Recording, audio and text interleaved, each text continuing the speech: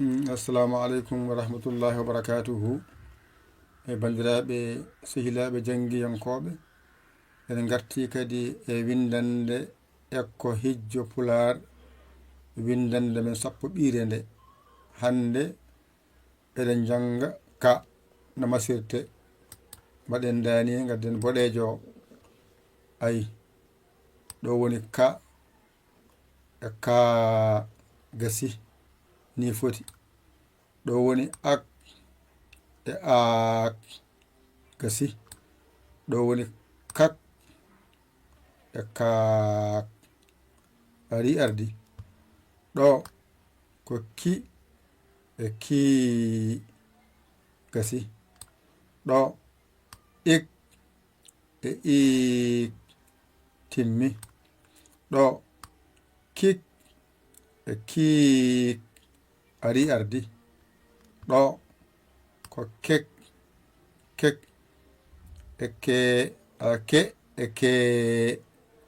ke e ke ɗo woni ek e ek.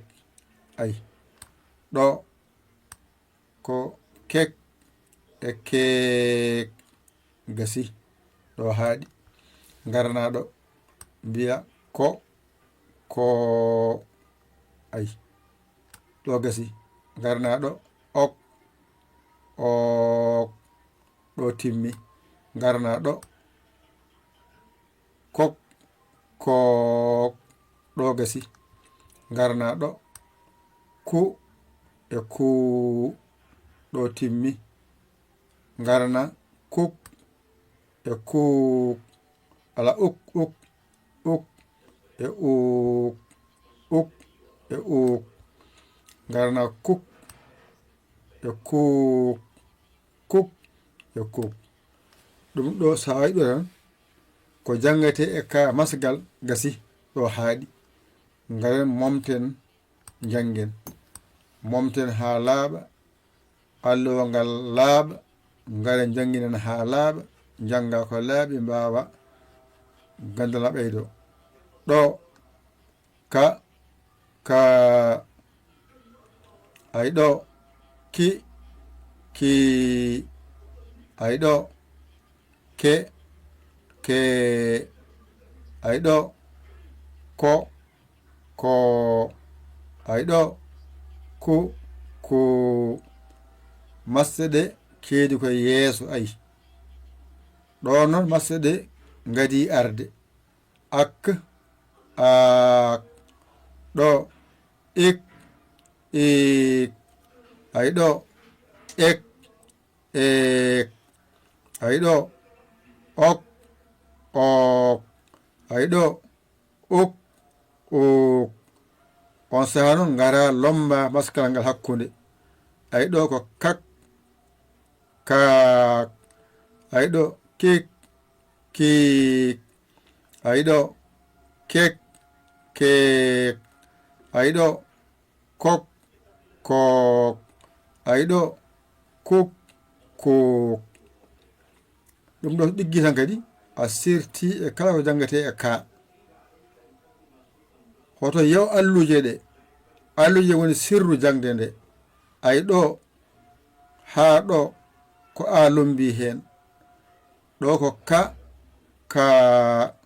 ay ɗo ak aak ay ɗo ko kak kaak ɗo gasi. ɗo ko i tan lombiɗo mbiya ki ik ik kik kiik gasi.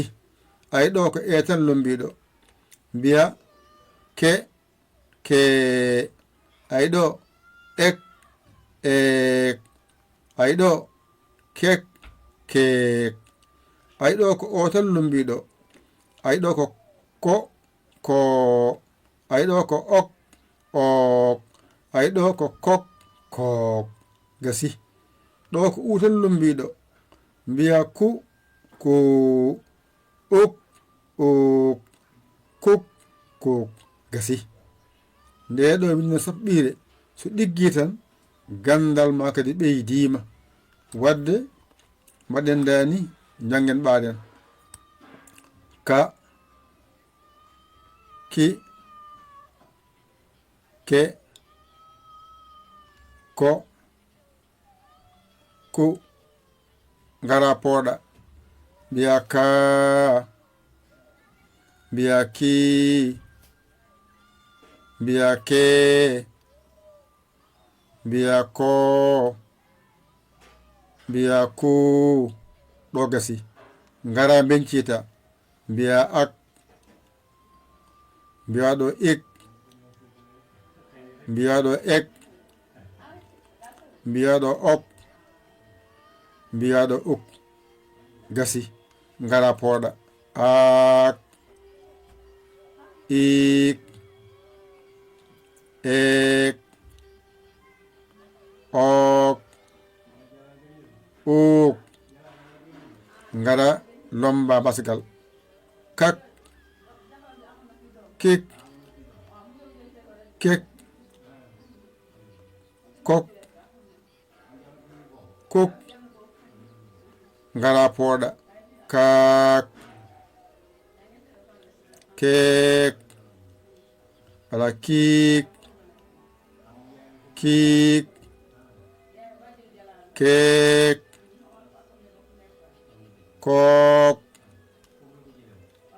kuk timmi ɗo woni windande ekko hijjo pular windande sappo ɓiire gasi ƴette kuɗi mon e karneji mon mbañitoɗon jangon ɗigga on koola koye moɗon ƴewon bawɗo ɗakkoɗon sara makko o walla on o holla on hanjiyan lawol on yamana walla on man holla on nodde 00 221 77 906 14 81 mbaɗa yaya mbaɗa li jiya wasabo ngara sagge saggere ma a saggani ɗum jinmi walla an keso jiɗɗo nadde e jangde bisimilla ma hay goto faltaka ala suka ala mawɗo ala debbo ala ko jiɗɗo wiya ngara joɓa naata janga ne woodi noon ɗuɗal mo bange onon wonɓe kadi YouTube